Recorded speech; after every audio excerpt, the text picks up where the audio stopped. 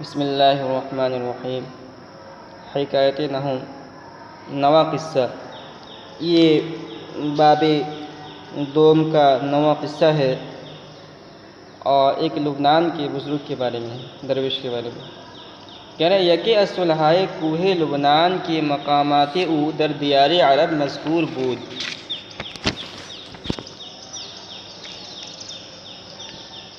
کوہ لبنان کے بزرگوں میں سے ایک بزرگ، یکے اصلہائے کوہ لبنان کے بزرگوں میں سے ایک بزرگ کے مقامات او کہ جن کا مرتبہ در دیار عرب مذکور بود، عرب ممالک میں ذکر کیے جاتے تھے، یعنی لوگ بیان کرتے تھے۔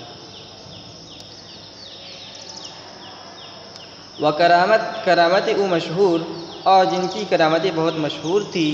بجامع دمشق در آمد، دمشق کی جامع مسجد میں آئے، برکنارے برکہ کلاسہ طہارت، اور چونے سے بنے ہوئے حوض کے کنارے پر طہارت، برکنارے برکہ کلاسہ طہارت ہمی ساخت، اور چونے سے بنے ہوئے حوض کے کنارے پہ وضو بنا رہے تھے، پایش بلغزید کہ ان کا پاؤں پھسل گیا، بحوض در افتاد، اور حوض میں جا پڑے، بمشقت بسیار آسان جائے گہ خلاص یافت، اور بڑی مشکل سے اس جگہ سے چھٹکارا پایا۔ تو دیکھیے اس قصے کو سمجھیے، ایک بزرگ تھے، اللہ والے تھے، ایک جگہ کا ہے، ایک ملک ہے، اس کا نام ہے لبنان، اور اس کی پہاڑیوں پر رہتے تھے وہ، اور عرب میں ان لوگ جو ہیں ان کی بہت تعریف کرتے تھے، یعنی ان کی شہرت تھی کہ بہت بڑے اللہ والے ہیں، اور بہت بڑی بڑی کرامتیں تھیں ان کی۔ آگے ایک کرامت کی طرف اشارہ آئے گا کہ وہ جو ہے یعنی پانی پر چل کر انہوں نے دریا کو عبور کیا، دریا کے اندر ان کا پیر بھی نہیں بھیگا، اتنے بڑے کرامت والے تھے۔ تو کہہ رہے کہ دمشق کی جامع مسجد ہے، یہ لبنان، ابھی تو ملک شام کے اندر دمشق ہے، لیکن اس وقت لبنان کے اندر آتا ہوگا، جس زمانے میں شیخ سعدی رحمۃ اللہ علیہ بیان کر رہے ہیں۔ تو دمشق کی جامع مسجد میں آئے ہو، اور اس زمانے کے اندر جو ہے ایک حوض بنا ہوا تھا۔ اب حوض کس چیز کا بنا ہوا تھا اس کو کہہ رہے ہیں۔ تو کلاسہ کا لفظ میں استعمال کیا ہے، کلاسہ ایک کاف کی زبر کے ساتھ ہے، کلس سے بنایا گیا ہے، اور اس کے معنی گچ اور چونے کے آتے ہیں۔ تو مطلب یہ ہے کہ وہ حوض جو ہے گچ اور چونا کا بنایا گیا تھا، تو اسی کو انہوں نے کہا ہے کہ برکہ کے معنی حوض، تو برکنارے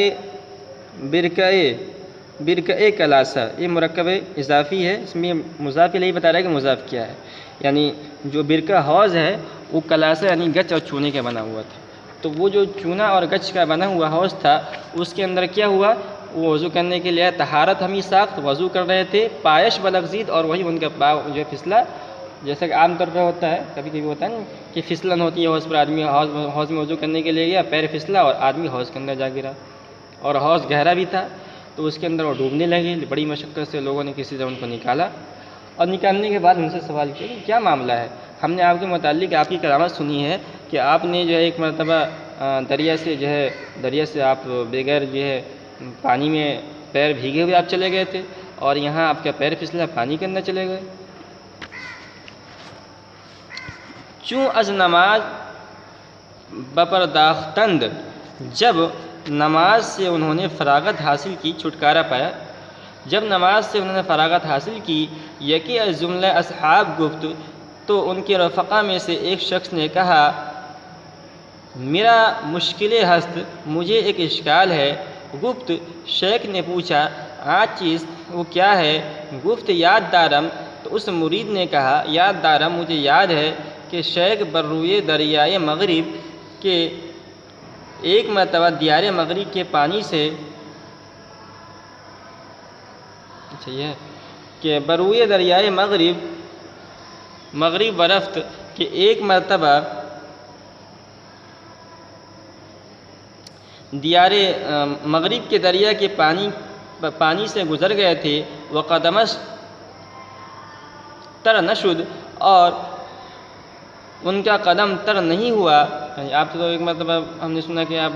جو مغرب میں ایک دریا تھا وہاں سے آپ چلے گئے تھے، آپ کا پیر بھی نہیں بھیگا تھا. امروز چه حالت بود، آج کیا حالت ہو گئی کہ دری قامت آب از ہلاک چیزیں نماند، کہ اس قد عالم پانی میں مرنے میں کوئی کسر نہیں باقی رہ گئی تھی. کہ دری قامت آب، کہ اس قد عالم پانی میں از ہلاک مرنے سے چیزیں نماند کوئی کسر باقی نہیں رہی تھی. یعنی پانی تو صرف گردن بھر پانی تھا، اور اس پانی میں اگر ہم لوگ نہیں دیکھتے تو آپ ڈوب کر مر گئے ہوتے. کیا معاملہ ہے؟ ایک مرتبہ آپ کے پیر میں پانی بھی نہیں لگتا ہے، پانی آپ کے پیر کو بھی ڈبو نہیں پاتی، اور ایک مرتبہ ایسا معاملہ ہے کہ آپ بالکل مرنے والے ہیں. شیخ زسر بجیب تفکر فرو کہہ رہے ہیں، تو شیخ نے جب یہ بات سنی تو شیخ نے فکر کی وجہ سے سر جھکا لیا. سر بجیب تفکر فرو بردہ، شیخ نے فکر کی وجہ سے سر جھکا لیا. پس از تأمل بسیار سر عورت، اور بہت دیر سوچنے کے بعد سر اٹھایا. وگفت، اور انہوں نے کہا، نہ شنیدہ، کیا تم نے وہ بات نہیں سنی ہے کہ سید عالم صلی اللہ علیہ وسلم گفت، کہ سرکار دو عالم صلی اللہ علیہ وسلم نے ارشاد فرمایا ہے کہ لی مع اللہ وقت لا یسعنی فیہ ملک مقرب ولا نبی مرسل،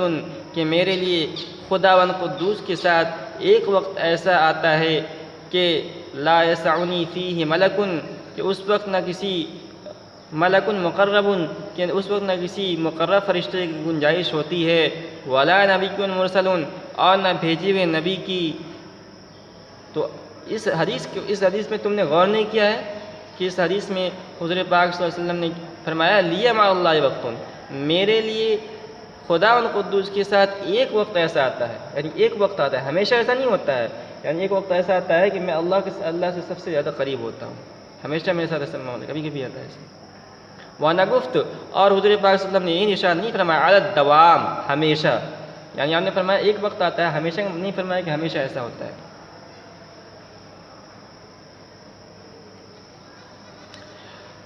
وقت چنی بودے کہ بجبریل و میکائیل بپرداختے، ایک وقت ایسا ہوتا تھا کہ جبریل و میکائیل علیہ السلام کی طرف توجہ نہ فرماتے تھے. و دیگر وقت بحفصہ و زینب در ساختے، اور دوسرے وقت حضرت حفصہ اور حضرت زینب رضی اللہ تعالیٰ عنہ کے ساتھ رہتے تھے.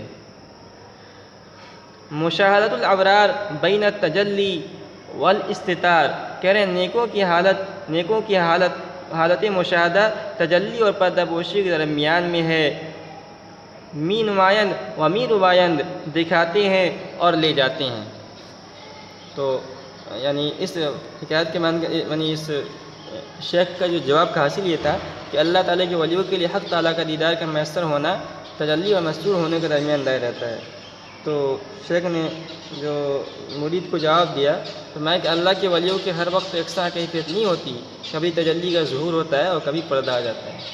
تو مطلب یہ ہوتا ہے کہ خلاصہ اس کا یہ تھا کہ دیکھو اس کے اندر ہمارا کوئی دخل نہیں ہوتا ہے کہ ہم ایک مرتبہ جو ہے دریا کو ہم نے عبور کیا اور ہمارا پیر بھی نہیں بھیگا، اور ایک وقت جو ہے کیا کہتے ہیں ہم دریا میں حوض میں ڈوبنے کے قریب ہو گئے. اس میں ہمارا دخل نہیں ہوتا. جب اللہ تعالیٰ چاہتے ہیں اور جب یعنی اللہ تعالیٰ کی توجہ ہوتی ہے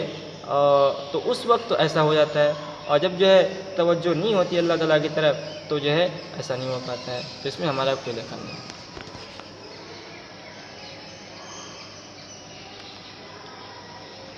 اس کے بعد ایک شعر ہے، دیدار می نمائی اور پرہیز می کنی، تو دیدار کراتا ہے اور پرہیز کرتا ہے. بازار خویش و آتش ماں تیز می کنی، تو اپنا بازار اور ہمارے شوق کی آگ تیز کرتا ہے. اس کے بعد ایک عربی شعر ہے، اشاہد من اہوا بغیر وسیلۃ،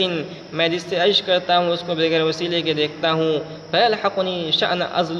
ازلو طریقہ، پھر مجھے ایک ایسی حالت لاحق ہوتی ہے، یؤجج نارا ثم یطفئ برشۃ. اچھا، فیلحقنی شأن ازل طریقا، پھر شروع سے پڑھتے ہیں، اشاہد من اہوا بغیر وسیلۃ، میں جس سے عشق کرتا ہوں اس کو بغیر وسیلے کے دیکھتا ہوں. فیلحقنی شأن، پھر مجھے ایک ایسی حالت لاحق ہوتی ہے اضل طریقاً کہ میں راستہ بھٹک جاتا ہوں یوججو یہ اس میں یوہجو ہے لیکن یہ یوججو ہونا چاہیے، اجج سے بھڑکانے کے معنی میں۔ تو یوججو نارن ثم یطفئ برشۃ، کہ آگ بھڑکاتا ہے، ثم اس کے اندر یوججو ہی ہے، اس میں غلط آ گیا ہے۔ تو یوججو نارن ثم یطفئ برشۃ، آگ بھڑکاتا ہوں، ثم یطفئ برشۃ، اور پھر پانی چھڑک کر اسے بجھاتا ہوں، لذالک ترانی محرقا وغریقا، اسی وجہ سے تو مجھ کو جلا ہوا اور ڈوبا ہوا دیکھتا ہے۔ تو مطلب یہ کہ شیخ نے مرید کو جواب دیتے ہوئے اشعار پڑھے، تو اس کا اشعار کا حاصل یہ ہے کہ میں اپنے محبوب کا کسی واسطے کے بغیر نظارہ کرتا ہوں تو میرے اندر ایسی کیفیت ہو جاتی ہے جس سے راہ حق سے بھٹک جاتا ہوں، اور محبوب کبھی تو عشق کی آگ میں بھڑکا دیتا ہے اور کبھی وصال کا ایک چھینٹا مار کر اس کو بالکل ٹھنڈا کر دیتا ہے۔ اسی وجہ سے تو مجھے دیکھ رہا ہے کہ میں عشق کی آگ میں جلا ہوا ہوں اور وصال کے چھینٹوں میں ڈوبا ہوا ہوں۔ تو کبھی جو ہے کیفیت یہ ہوتی ہے کہ میں جو ہے دریا کو عبور کر جاتا ہوں اور کبھی میں حوض کے اندر ڈوب جاتا ہوں۔ یہ جو ہے محبوب میرا جیسا چاہتا ہے ویسا ہی ہوتا ہے۔ یکی پرسید ازا گم کردہ فرزند، ایک شخص نے اس گم کردہ فرزند سے پوچھا کہ اے روشن گوہر پیر خردمند، کہ اے روشن دل عقل مند بڈھے۔ یہ حضرت یعقوب علیہ السلام کا واقعہ ہے اشعار کے اندر، کہ جب جو ہے اخوان یوسف علیہ السلام کے بھائیوں نے جو ان کو لے گئے تھے کھیلنے اور گھمانے کے بہانے، ان کو لے جا کر جو ہے کنویں کے اندر ڈال لیا، تو یعقوب علیہ السلام سے وہ کنواں بہت ہی قریب تھا، یعنی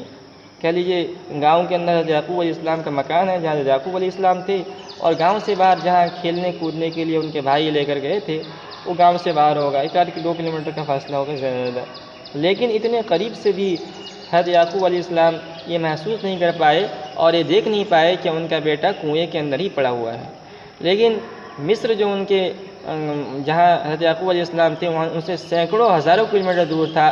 لیکن جب وہاں سے حضرت یوسف علیہ السلام کے کپڑے کو لے کر ان کے بھائی چلے تو اس کی خوشبو ہزاروں اور سینکڑوں کلومیٹر دور ان کے جو ہے ناک تک پہنچ گئی اور انہوں نے اس کو سونگھ لیا۔ تو پوچھا ان سے کہ جب یعقوب علیہ السلام سے پوچھا گیا کہ کیا معاملہ ہے کہ اتنا قریب ہونے کے باوجود بھی آپ یوسف علیہ السلام کو محسوس نہیں کر سکے اور ہزاروں کلومیٹر دور سے آپ نے ان کی کردے خوشبو کو محسوس کر لیا، کیا معاملہ ہے؟ تو یعقوب علیہ السلام نے جواب دیا،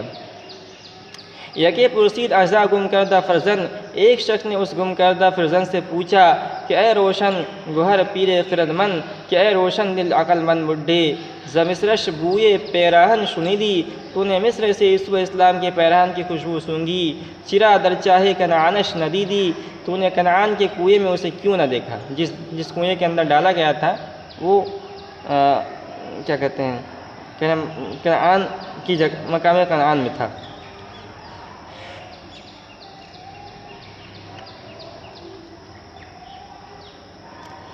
بگفت احوال ما برق جہاں است، تو یعقوب علیہ السلام نے جواب دیا ہمارا حال چمکنے والے بجلی کی طرح ہے، دم پیدا و دیگرم نہا است، جو ایک دم ظاہر اور دوسرے وقت پوشیدہ ہو جاتی ہے، گہے برتارم اعلی نشینم، کبھی ہم بلند کوٹھے پر بیٹھتے ہیں، گہے بر پشت پائے خود نہ بینم، اور کبھی اپنے پاؤں کی پشت کو بھی نہیں دیکھتے، اگر درویش برحالے بماندے، اگر فقیر ایک حال پر رہا کرتا، سرے دستے از دو عالم پر فشادے، تو دونوں عالم سے ہی ہاتھ جھاڑ دیتا، تو یعنی دونوں عالم کو ترک کر دیتا۔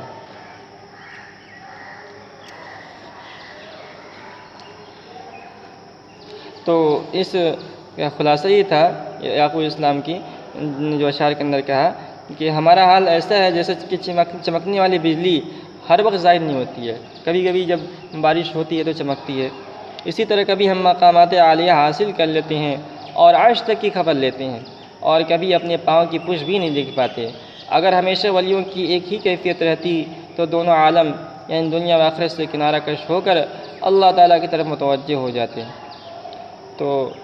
اس حکایت سے بات معلوم ہوئی کہ درویشوں کی ہمیشہ ایک ہی حالت نہیں رہتی ہے، ان حضرات کو کبھی بسط پیش آتا ہے تو کبھی قبض، کبھی عروج ہوتا ہے تو کبھی نزول۔ اسی لیے اگر کسی وقت عام لوگوں جیسی حالت ہو جائے تو فقیر اور درویش کو اس سے رنجیدہ نہ ہونا چاہیے اور مریدین کو بدعتقادی سے بچنا چاہیے۔